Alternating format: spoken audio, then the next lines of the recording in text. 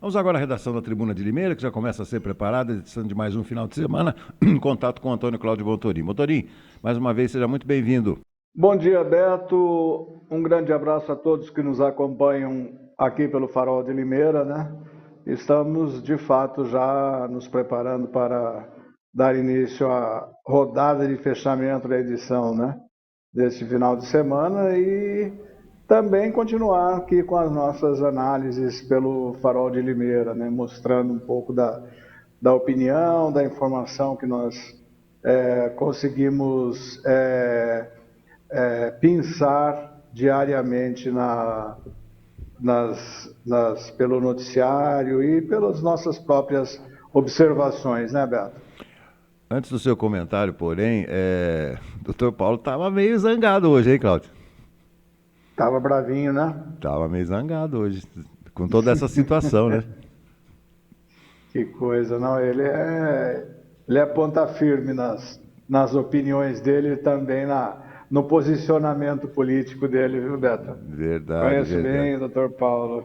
Mas você vê, eu tive que até mudar o artigo, vou atualizar o artigo para amanhã, porque você viu o que aconteceu, ataque hacker aí a essas assinaturas dessas manifestações, Cláudio? Que coisa, hein? 1.500 ataques hackers ao site lá do pessoal da USP, né? Mas pelo que eu acompanhei, não sofreu nenhum problema, porque eles já estavam preparados para isso, né? Eles prepararam toda a estrutura de combate a esses ataques. Com certeza iriam acontecer, né, Beto? A questão política, a questão de opinião, a questão de posicionamento realmente provoca todas essas confusões, né, entre aqueles que são contra e os que são favoráveis, aqueles que estão na situação, aqueles que estão na oposição, né?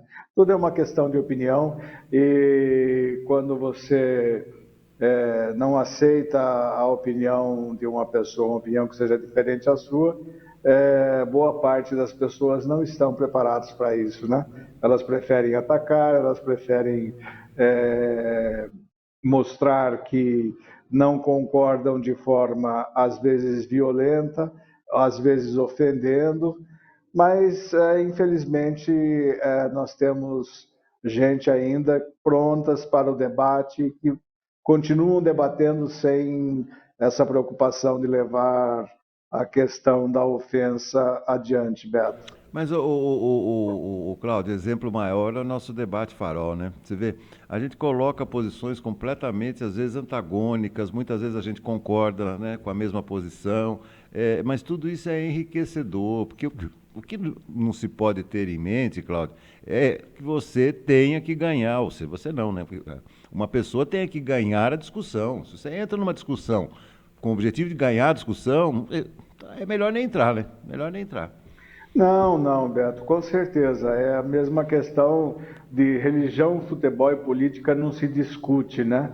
Não, discute-se, Claro. debate-se, sim. O importante é que as pessoas entendam que elas não vão ter a sua opinião com um posicionamento geral, né? Porque, como dizia o grande escritor e jornalista Nelson Rodrigues, né, a unanimidade é burra, né? Então você nunca vai conseguir a unanimidade em torno da sua opinião. E quem busca essa unanimidade, além de sofrer com essa situação, acaba muitas vezes partindo para vias de fato, para violência, para ataques, para ofensas. E isso é que não pode acontecer, né, Beto? Nós vemos isso diariamente e, infelizmente, não é só aqui no Brasil que isso acontece, é um problema onde onde o ser humano atua como emissor de opinião, né? Como um agente de opinião, de expressão do pensamento, nós vamos ter as discordâncias. O que não se pode é transformar a discordância em beligerância, né? Sem dúvida, sem dúvida. É isso aí. Bom, Cláudio, você está falando, hoje você vai falar sobre os clubes de atirador, os CACs, né? Você sabe que teve uma vez que você tocou nesse assunto aqui do nosso debate, pensei que você estava falando de crack. Eu falei, o que que o Cláudio vai falar de droga agora? Mas não é crack, não, é CAC, né, Cláudio? CAC, são os colecionadores, atiradores profissionais e caçadores, Beto. Tá. É uma categoria que cresceu muito agora na gestão do Bolsonaro, por causa da facilidade de aquisição de armas e munição, né? E é o que está preocupando muita gente. Se você levar em consideração os números que estão sendo apresentados, realmente é preocupante, porque o número hoje de CACs que estão divididos entre os caçadores, os atiradores e os colecionadores de armas, eles ultrapassam a casa dos 670 mil, das 670 mil pessoas, né? Você tem um contingente de policiais militares no Brasil inteiro de 460 mil soldados, policiais militares, né? E você tem um contingente nas Forças Armadas de 375 mil soldados também. Então, se você levar em consideração que só de CACs nós temos aí 675 mil, quase 700 mil participantes desses clubes, né, que se transformam em clubes, né, no Brasil, nós vamos ver que esse número é realmente bastante assustador, né? Embora nós tenhamos aquelas pessoas que gostam de armas, que têm coleção, que são colecionadores e não estão interessadas em usar essas armas ou em partir para o uso de armas por alguma questão ideológica ou política, né? A questão que se discute, Beto, hoje é uma arma em casa protege o cidadão? Olha, eu particularmente eu discordo disso. Porque quando você tem uma sua residência, sua casa, o seu imóvel invadido, a pessoa que está invadindo, na maioria das vezes, já tem habilidade com as armas. E qual a sua habilidade com uma arma? E para você ter uma arma em casa, você precisa que ela fique guardada em um cofre. Então você não vai pedir para o bandido, olha, dá licença que eu vou abrir meu cofre e pegar minha arma, né? É muito relativa essa questão de que a arma traz segurança. Mesmo porque a gente vê o que acontece em países como os Estados Unidos, onde você compra armas no supermercado. Então é complicado isso, Beto. Eu acho que a gente tem que desarmar um pouco esse espírito que está sendo implantado aí numa boa parcela da população, né?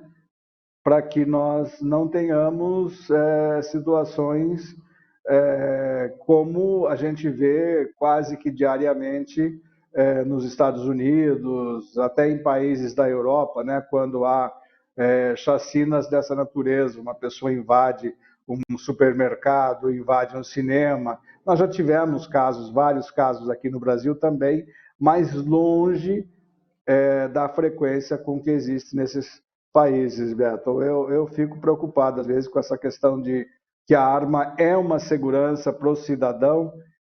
Não sei.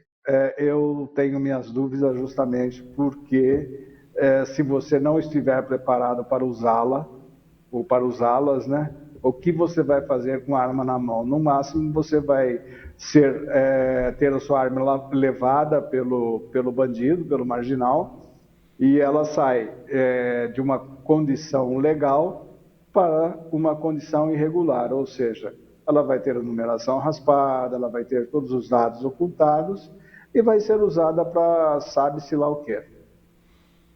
O Cláudio, você sabe que a semana passada eu acompanhei uma entrevista concedida por um policial militar, aliás, com alguma graduação, mas não vou arriscar aqui para sob pena de errar, e ele fez algumas observações a respeito da obtenção desse porte de arma. Ele deu um depoimento dizendo o seguinte, que ao contrário do que muita gente imagina, a pessoa precisa ter uma preparação, ela passa por curso psicológico, tem que passar por treinamento, tem que passar por uma...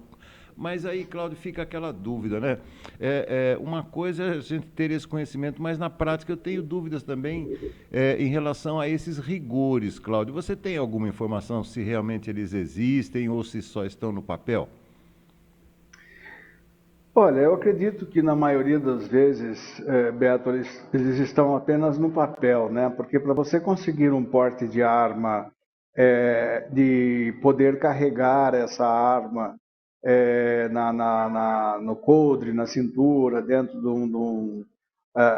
uma mala, dentro de uma bolsa, né? Diariamente, no seu dia a dia, você tem que ter uma formação mais específica nessa área e também fazer parte de algumas profissões, né? Como são os promotores públicos, os desembargadores. Nós, jornalistas, temos a condição de usar, de ter o porte de arma, de carregar uma arma junto com a gente, né? Mas no caso precisamos, é evidente, fazer todo esse treinamento, teste psicotécnico, avaliação psicológica, tudo que você possa imaginar. Eu acredito que quem usa uma arma deva passar por isso. Mas mesmo assim, há muita gente que tem, que usa e que tem essa formação para o uso de armas, às vezes comete erros. Nós vemos os problemas policiais, por exemplo, né? Policiais que deveriam ser preparados para saber usar uma arma, muitas vezes, no calor de qualquer discussão ou talvez por despreparo psicológico, acabam usando de forma errada, né? Então, isso realmente é complicado, mas eu acho que deveria, sim, ser bem fiscalizado. Mesmo porque o próprio presidente da República, num desses decretos dele, ele simplesmente cancelou, né? Ele deixou fora do seu valor legal uma portaria em que o Exército tinha a obrigação de fiscalizar o armamento.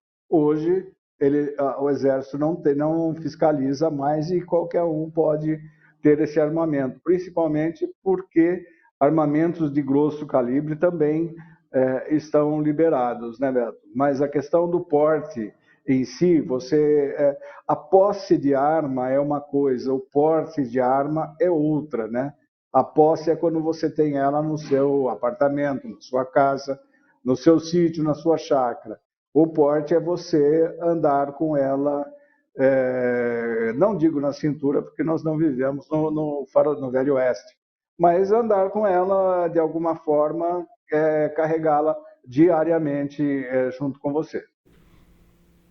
Você já pensou no Velho Oeste ficar com aquele coldre o tempo inteiro, não, Claudio? Ia ser um problema para todo mundo, né? Aquele negócio. O cara ia até meio de lado, assim, né? Com aquele revólver na cintura, né? Tá louco. Que época. Não, assistir os filmes de faroeste era uma coisa interessante, Eu realmente, né? gostava também, eu Mas a gostava. gente não imagina como que seria na realidade. É evidente que você não pode expor a arma, né? Assim como os militares, os Sim, policiais sim, sim. expõem diariamente. É. Mas com o porte, né? Você pode carregá-la numa bolsa, desde que ela esteja devidamente escondida no porta-luva do carro e assim por diante, né? Mas eu não vejo realmente essa questão como uma questão de segurança. Se a gente tivesse uma cultura, e mesmo quando tem essa cultura que você vê, por exemplo, que o americano já tem essa cultura muito antiga do porte de arma, né? Nós não estamos livres dessas pessoas com desvios psicológicos, né? Em enfrentar ou em promover ações realmente que acabam se transformando em tragédias, né, Beto? Sem dúvida, sem dúvida. Aliás, essa época isso está acontecendo nos Estados Unidos, é reflexo de toda essa estrutura histórica. Tá bom, Cláudio, bom começo e fechamento de edição aí, obrigado pela contribuição mais uma vez, a gente se vê até amanhã, um grande abraço. Grande abraço, até amanhã e uma ótima quinta-feira a todos.